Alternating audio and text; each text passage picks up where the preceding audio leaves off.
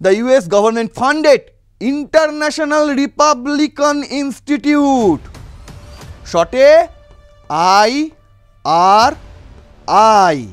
trained an army of activists including rappers and LGBTQ people, even hosting transgender dance performance, all aligned with the opposition.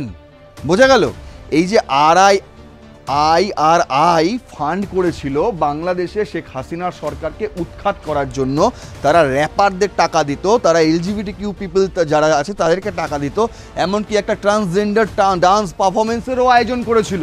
2026-এর নির্বাচনের আগে ফের সেখানে সক্রিয় হচ্ছে IRI এবং NDI। লিজা কার্টিস তিনি 2024-এ সেই সময় জামাতে ইসলাম এবং এই যে এনসিপি আজকে তাদের সেই ছাত্র যারা ছিল তাদের সঙ্গে সমন্বয়কারী ছিলেন এই লিজা কার্টিস।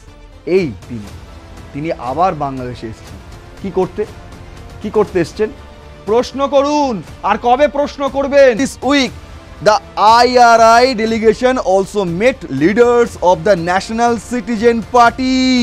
এরা আবার সেই ছাত্র যে সমস্ত নাহিদ ইসলাম আছে না তাদের সঙ্গে আবার যোগাযোগ করছে, মিটিং করেছে। দেখুন মিটিং করেছে।